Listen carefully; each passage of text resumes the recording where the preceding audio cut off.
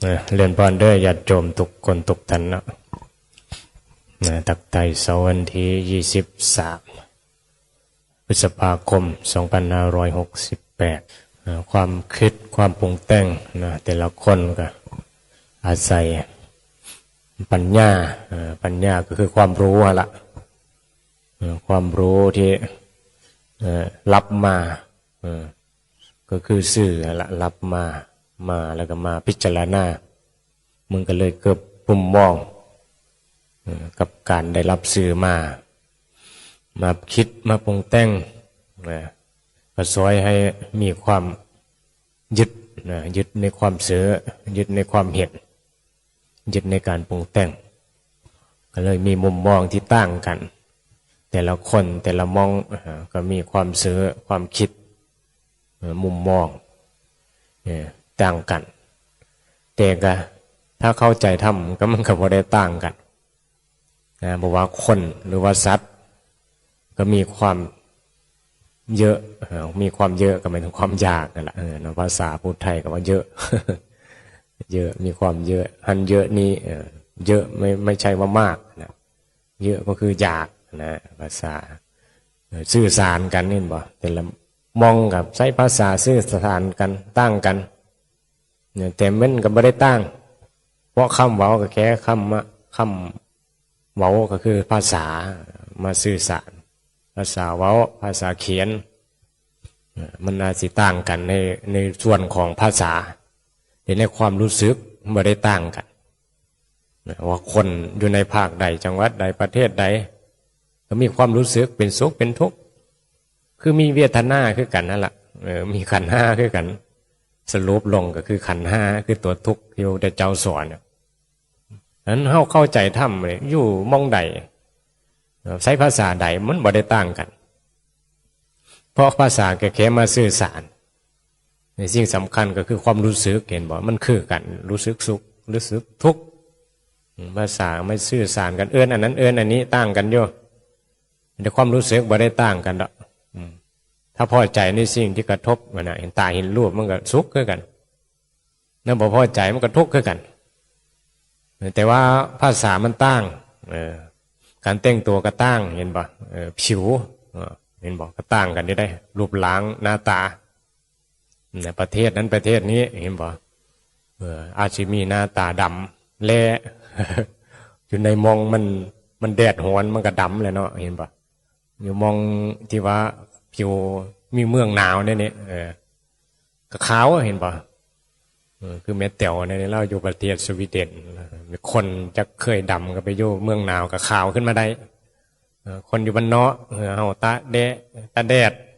เห็นไทยเห็นหน้าดำเห็นบ่สมัยก่อนไปอยู่กรุงเทพมาแล้วโอ้คือขาวว่าผู้สาวก็ขาวกลับมาผู้บ่าวก็ขาวกลับมางามว่าล่อคนอยู่บ้านนอกโอ้ยบ่จะอยู่แล้ว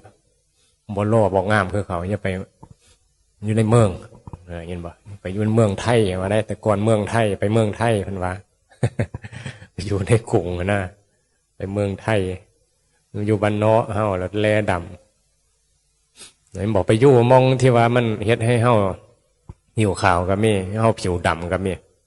แต่ก็มีความหลงว่าตัวตนนะมีบ่มีอุปทานมีความหลงยึดว่าโอ้ยรู้มองนี้แล้วได้เกิดรูปร่างที่งามขึ้นผิวขาวขึ้นก็อยู่มีความสุขอยู่มองใดเห็นให้เฮาหน้าแลหน้าดำก็บ่อยู่เห็นให้เฮาทุกข์นี่คือธรรมดาธรรมชาติของสัตว์โลกที่มีกิเลสหรือว่าคนนี่แหละบ่มีการศึกษาธรรมะบ่มีการเรียนรู้เหตุที่เป็นทุกข์อย่างแท้จริงเขาก็สิหลงยึดมั่นในกายสังขารความหลงในรูปเสียงกลิ่นรสนั่นแหละนั้นคนทั้งหลายก็แสวงหาในนี้แหละเป็นส่วนมากนะถ้าเข้าใจธรรมะแล้วก็โอ้อยู่ใส่กับคนคือกันมัดอยู่มองเลือกกับกินเข้าเห็นรูปเห็นเสียงกินเห็นรสคือกันมัดนั่นแหละแต่ว่ารูปเสียงกลิ่นรสมันก็ต่างกันนั่นแหละแต่ว่ามันมีอุปทานขันก็คือว่าแล้วก็ยึดเหม็นบ่สุขทุกข์กับสิ่งต่างๆคือเก้าเจ้าจะกินอาหารดีถ้าเจ้าบ่พอใจเจ้าก็ทุกข์เศรษฐีเนี่ยถ้าเจ้ากินอาหารป่นปลาเนี่ยนี่ละคือแต่เก้าเห็นบ่คือแซ่บแท้แม่นบ่ป่นกบป่นเขียด ฝนลงฟ้าห้องไปหาการกบการเคี่ยมันกินกระแซบกับพักกระถินนี่มีความสุขแต่ตรงกันข้ามก็ไปกินอาหารลูลาเนี่ยเสียเงินเป็นหมื่นเป็นแสนเนี่ยบ่มีความพอใจก็ทุกข์นะเอาเบิ้งอยู่เอาเบิ้งสังเกตเบิ้งใจเห็นปะใจได้คือตัวบงการใจได้คือสิ่งประเสริฐสำคัญในอยู่ในที่สบายแต่ว่าใจมันบ่มีความเข้าใจก็ทุกข์เข้าใจในทางความหมายของผู้มีปัญญาหรือผู้รู้ธรรมก็คือเข้าใจสังขารเข้าใจตามความเป็นจริงว่าทุกสิ่งทุกอย่างมันก็สามารถที่จะเฮ็ดให้เฮาสุขทุกข์ได้ถ้าเฮาบ่มีปัญญานะถ้าเฮามีปัญญาแล้วทุกสิ่งทุกอย่างเฮาก็สามารถที่จะควบคุมได้บ่แม่นว่าควบคุมสิ่งข้างนอกดอกควบคุมใจเจ้าของคือมีสติควบคุมใจเจ้าของที่จะให้พิจารณาตามความเป็นจริงนี่เห็นบ่นี่เฮามาปฏิบัติธรรมนี่ก็มาควบคุมใจที่มีกิเลสใจที่มันดื้อด้านต่อรูปเสียงกลิ่นรสมันพอใจและก็บ่พอใจมันบ่อยู่ซื่อๆเห็นบ่ใจมันต้องเสพนะเนี่ยเสพทั้งสุขเสพทั้งทุกข์นั่นแหละเอามาด่ามันก็ทนไม่ไหวต้องสุขเนี่ยต้องทุกข์ซะเนาะเขามาชมก็ทนบ่ไหวต้องสุขเห็นปะมันดิ้นรนที่จะสุขมันดิ้นรนที่จะเสพจิตที่มีกิเลสมันต้องควบคุมต้องฝึกอาศัยสติปัญญาอาศัยซื่อคำสอนมาเป็นตัวซ้อยในการพิจารณาธรรมเพื่อให้ควบคุมใจเจ้าของได้ต่อสิ่งต่างๆที่กระทบมันเข้ากับจำเป็นอยู่คือว่าเราว่าต้องมีตัวซอยต้องอาศัยซื่อคือธรรมะคำสอนพุทธเจ้ามาสอนให้เราได้เกิดการพิจารณาให้เรามีสติการกระทบต่างๆอย่างว่าคนทั้งหลายเมื่อมีปัญญาแล้วก็เยอะอบวชเพราะว่ามาอยู่ไกลซื่อมาอยู่ไกลจุดที่จะสอนให้เรานี่เกิดการพิจารณาธรรมให้มันลงธรรมมาอยู่ในเสื่อของผู้มีกิเลสตัณหามันก็ดึงจิตดึงใจไปแม่นบ่ใจเขามันมีกิเลสอยู่แล้วคนที่อ้อบวชเนี่ยอ้อจากกิเลสอ้อจากกามอ้อจากความหลงเมื่อเห็นหนทางตรงนี้แม่นบ่มันก็นี่แหละเห็นเนื้อใดมันจึงสิพ้นจากทุกข์คือเห็นทุกข์เห็นทุกข์ก็เห็นไฟว่ามันร้อนก็จะอ้อจากทุกข์เนี่ยฉะนั้นนี่จิตใจของคนเนี่ยมันมีระดับต่างๆกันเพราะว่าบางคือว่าล่ะมึงอยู่บางมองกับมึงก็บ่มีซื่อให้เกิดการศึกษาเรียนรู้แม่นบ่บ่มีธรรมะบ่มีคำสอนพุทธเจ้าคือบางคนเกิดมาในประเทศที่บ่มีพุทธศาสนาเนี่ยนะก็หมดสิทธิ์ที่จะเรียนรู้อุปทานขันธ์หรือบางคนมีโอกาสได้ฟังเทศน์ฟังธรรมได้ศึกษาคำสอนพุทธเจ้าแต่ก็บ่หาโอกาสให้เจ้าของได้มาฟังธรรมหรือบางคนเข้ามาฟังธรรมก็ยังบ่เข้าใจธรรมเนี่ยก็มีเห็นบ่โอกาสไม่เห็นมันสิมีโอกาสแต่ว่าบ่ซกสวยโอกาสคือได้เข้ามาวัดแล้วกับบ่มีโอกาสที่จะทำความเข้าใจให้เกิดความรู้แจ้งในคำสอนพระพุทธเจ้ากับเปิดโอกาสให้เจ้าของได้ตกนรกนะไม่เหมือนว่าเจ้าของได้ขึ้นสวรรค์ได้เปิดประตูนรกให้เจ้าของเห็นบอกเข้ามาวัดก็มามีเงินมีทองลงในลาภสักการะก็โกงเงินวัดเมสซี่ก็เกิดความโกรธเกิดความหลงได้อยู่สุขสบายก็กินข้าวที่ญาติโยมสวายด้วยศรัทธากันนั่นแหละปนคำเขากินคำเขาก็กินท่านแดงๆอยู่จะเจ้าเปรียบเสมือนเนี่ยพระภิกษุทุศิลเนี่ยอาศัยคำเขาอาศัยท่านศรัทธาจากญาติโยมแล้วกันนี่แหละบทประพฤติปฏิบัติธรรมอยู่ในศีลในธรรมตกไปก็ไปกินก้อนท่านไฟที่มันร้อนๆนั่นแหละกืนเข้าไปมันก็ไปเผาลำไส้เผากระเพาะเจ้าของตายเนี่ยผลกรรมนั่นแหละเห็นปะมีโทษนี่แหละยังมีคุณคือกันโทษกับโทษสองเท่าคุณกับคุณสองเท่าคือกันมุจักจุดประสงค์แล้วกันเท่ากับประพฤติปฏิบัติให้มันถูกต้องอยู่ในศีลในธรรมนี่แหละเห็นปะดังนั้นเราเข้ามาดูในวัดเนี่ยโอกาสมีแล้วก็พิจารณาเบิ่งในสิ่งที่มันถูกต้องมันเป็นเรื่องของกิเลสในใจเจ้าของนั่นแหละธรรมะมีให้เข้าได้แก้ไขจิตใจเจ้าของแต่ว่าเข้าฟังมาบัดเอามาจำแค่นั้นเลยกับไปบ่ผู้อื่นเว้านี่ถือมัดบางเทอก็ได้ถือต้องแต่การกระทำมันก็มีแม้นไปเป็นไปในทางที่ละกิเลส เป็นบ่เป็นไปในการเพิ่มกิเลสการมีวัดไว้นี่มีปัจจัยสี่เข้ามาเนี่ยเอามาเฮ็ดอย่างกันเนี่ยนี่ผู้เข้าใจธรรมสิรู้เห็นบ่เอาไปอยู่กับครูบาอาจารย์ที่เพิ่นประพฤติปฏิบัติธรรมบ่ยุ่งกับเงินกับทองเพราะว่ามันมีผู้ที่ว่ามีศีลมีธรรมดูแลอยู่แล้วมันก็บ่ยุ่งแต่ว่าถ้าบ่มีศีลมีธรรมมาจากการเงินทองในวัดมันก็นั่นแหละมันก็ต้องได้จัดการนะต้องมีผู้จัดการคือครูบาอาจารย์ได้จัดการคนภายนอกเขาว่าเขาเสือเขาศรัทธาเขาว่าครูบาอาจารย์ที่มีเป็นไปในทางที่บริสุทธิ์ใจอยู่แล้วเพิ่นบ่ไปในทางที่กดโกงดอกนะเพราะว่าส่วนมากโยมก็เสือในพระแม่นบอกผู้มีศีลมีธรรมมุ่นที่ได้เงินทองมาให้วัดให้ว่าก็คือสิมาบำรุงวัดคือมาเปลี่ยนเป็นปัจจัยสี่ในการสงเคราะห์ในวัดรวมทั้งความเป็นอยู่เห็นบ่นี่มันจังถือต้องเหมือนบ่เนี่ยผู้มือนี่เห็นบ่เพราะว่าบางเทอเนี่ยชีวิตนี่มันก็ต้องมีปัจจัยสี่ในการล่อเลี้ยงนะว่าทางวัดขานั้นขานี้ก็มีเมื่อมีความเข้าใจในนี่แหละมันก็ใส่ในสิ่งที่มีให้ถือต้องเปลี่ยนไปเพื่อการ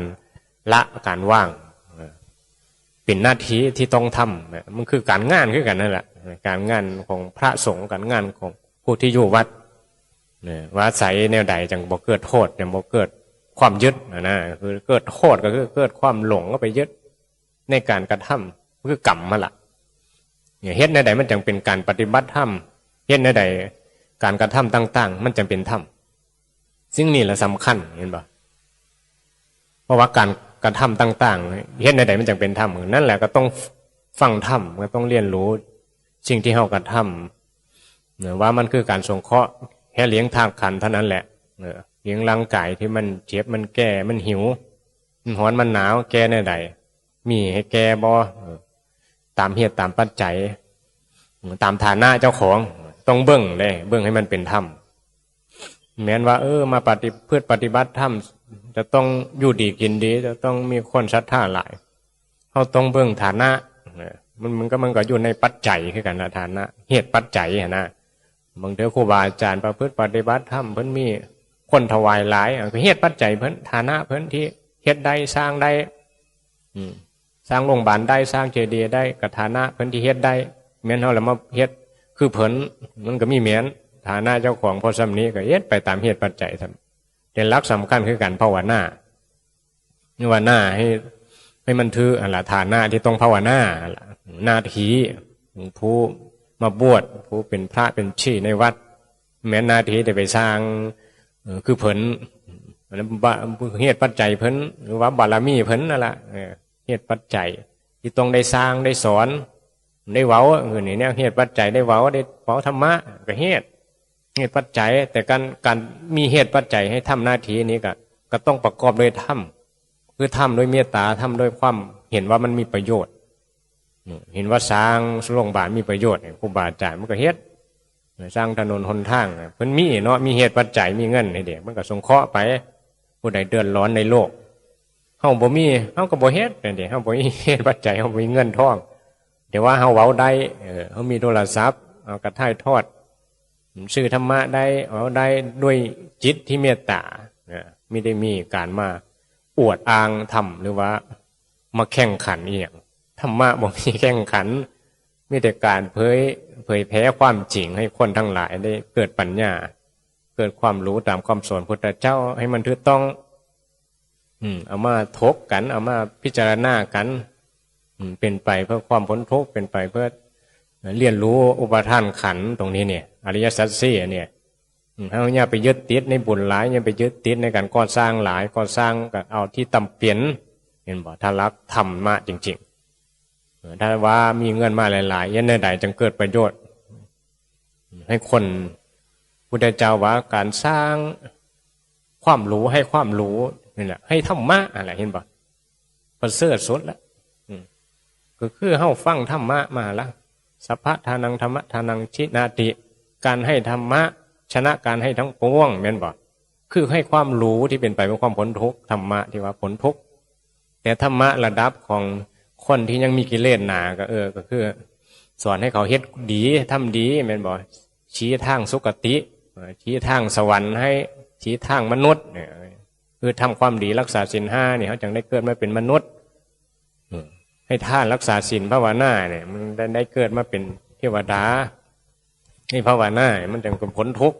นี่ชี้ทางนี่บอกเหตุบอกผลให้บอกหนทางให้คือให้ธรรมะพระเจ้าว่าให้ธรรมะชนะการให้ทั้งปวงเห็นบ่คนมีให้ยังกันเห็นบ่ให้ทรัพย์สินเงินทองเห็นบ่ส่วนมากแล้วต้องให้แล้วเฮาสิคิดว่าเขาดีเห็นบ่คือเยใดหันเยใดนี้เนี่ย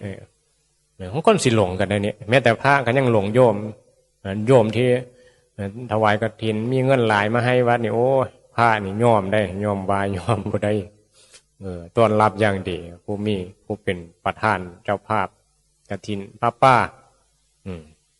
บ่มีรักธรรมนะบ่มีความเข้าใจในธรรมว่าธรรมนั่นแหละประเสริฐสุด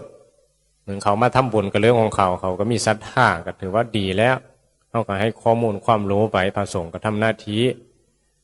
ประเพณีอย่างต่างๆที่มีพิธีกรรมขึ้นมาเพื่อส่งเสริมให้คนทำบุญถูกต้องด้วยแต่หลักสำคัญคือธรรมะที่เป็นไปเพื่อให้คนทั้งหลายได้เกิดปัญญานะเกิดความรู้ที่ถูกต้องเนี่ยเขาก็ควรเว้าควรเผยแผ่ควรเทศคือว่าละแม่นบอกงานอย่างต่างๆในวัดควรจะมีการเทศงานบุญงานศพงานอย่างต่างๆเนี่ยที่เกี่ยวกับพระเนี่ยพระต้องไปเทศไปสวดอภิธรรมงานศพนี่แห้งโอ้ยแห้งหลงกันมันก็เว้าไม่ได้คือว่าละเพราะว่าคนส่วนมากเขายึดในพิธีกรรมนั้นเขาไม่ได้คิดที่จะเปลี่ยนนะเปลี่ยนแปลงที่จะนิมนต์พระไปเทศเรื่องงานศพมีการตั้งศพเนี่ยเอาไว้เพื่ออย่างแท้จริงการไปสวดอภิธรรมสวดมาติกา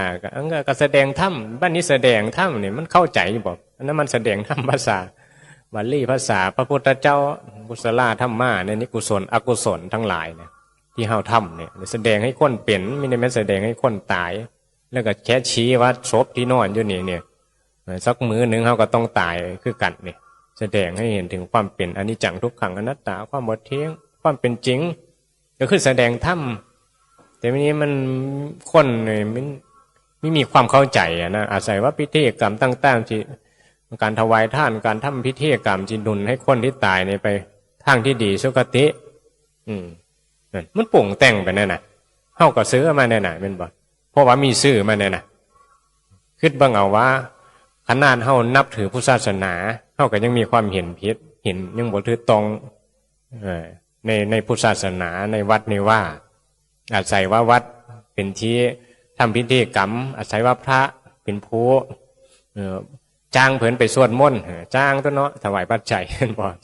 จ้างเพิ่นไปสวดกุศลาเจริญพุทธมนต์เนี่ยนะว่าก็ดีแล้วได้พระก็คิดว่าเจ้าของเป็นแน่นะคือกันว่าแต่ว่ามีคนตายก็ดีใจดีใจยังดีใจด้วยได้เงินเนาะโอ้ได้เงินละ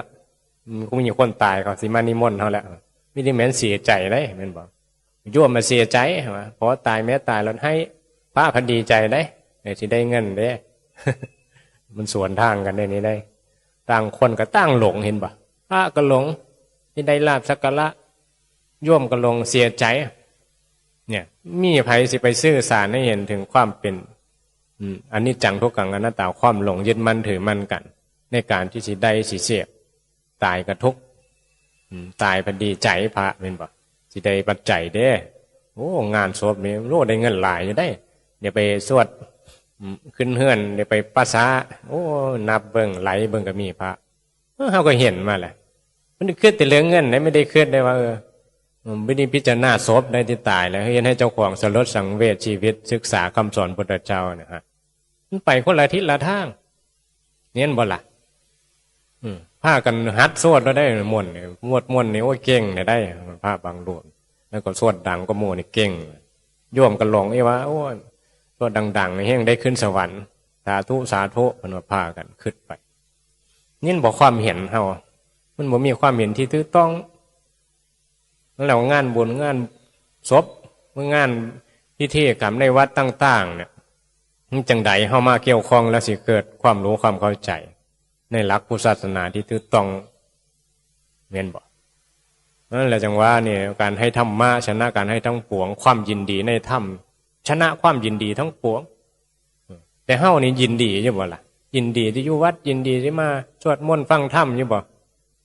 มันว่าชนะความยินดีทั้งปวงอันนี้มันยินดีแต่ว่ากูได้เมียงามกูได้เงินหลายได้เงินงามได้รถหรูยินดีมีความสุขมันยินดีไปในกิเลสนะยินดีที่สิ่งต่างๆสนองตัณหาเจ้าของใดอันมายินดีในธรรมนี่แล้วรถสิให้มานั่งฟังธรรมถ้าว่าเป็นนั่งเรียนไปเป็นนั่งเบิ่งบ่อนนั่งเบิ่งคอนเสิร์ตหมอลำแล้วยินดีอดรับอดนอนก็ย่อมเพราะกิเลสนั่นแหละมันบังคับให้ยินดีนะถ้าธรรมะแหละโอ้ยไม่ได้ไปหลงในรูปเสียงกินรสเนี่ยนั่นหรอกยินดีที่จะจะกามยินดีที่จะเรียนรู้ให้เกิดปัญญาความเห็นที่ถูกต้องความยินดีในธรรมนี่บอกเห็นในใดมันจะเกิดสัมมาทิฏฐิก็อาศัยในใดสักต้องมีความเพียรพยายามเป็นบอก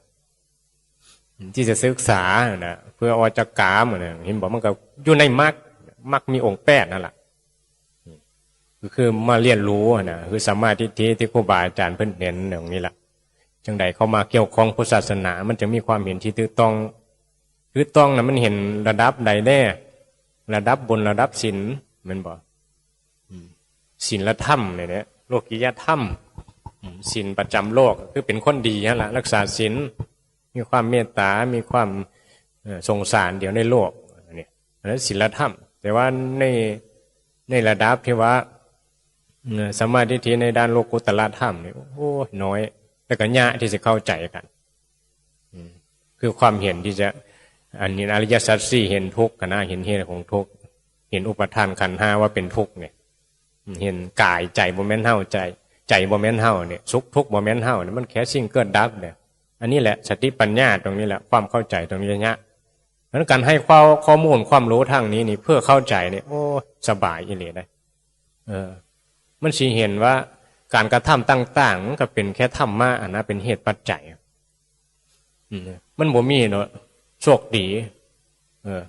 มันบ่มีเนาะโชคชะตาโชคดีโชคชะตาหรือโชคดีโชคร้ายมันก็คือกรรมเจ้าของนั่นแหละ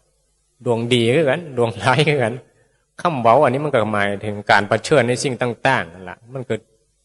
ก็ต้องเจอกับสิ่งดีสิ่งร้ายแม่นบ่เจอคนทื่อใจเจอคนบ่ทื่อใจ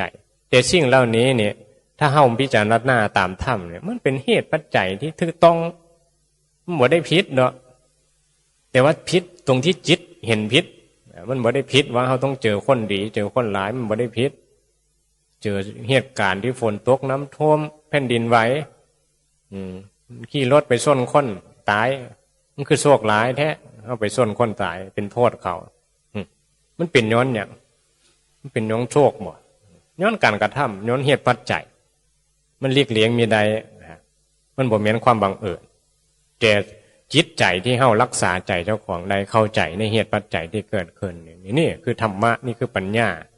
ที่พระพุทธเจ้าสอนให้เฮามารักษาใจตัวของมองนี่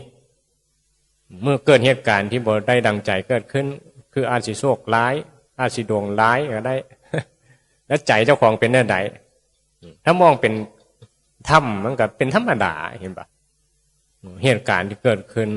มันก็สอนให้เราได้เรียนรู้ที่จะเรียนรู้ที่ว่ามันธรรมดาอยู่แล้วคนที่ต้องเจอเหตุการณ์ดีเหตุการณ์ร้ายเป็นธรรมดาสิ่งที่ได้ดังใจไม่ได้ดังใจเป็นธรรมดาแต่ว่าจิตที่มันพอไปยึดนั่นแหละคนก็ว่าดีคนก็ว่าร้ายเป็นบ่แต่จิตของผู้ที่เรียนรู้นี่ก็สิยอมรับแล้วก็เพื่อที่ว่าสิค่ายนะสิค่ายว่าเจอยังก็เจอโลดนะดีก็บ่ยึดร้ายก็บ่ยึดเนี่ยฝึกเนี่ย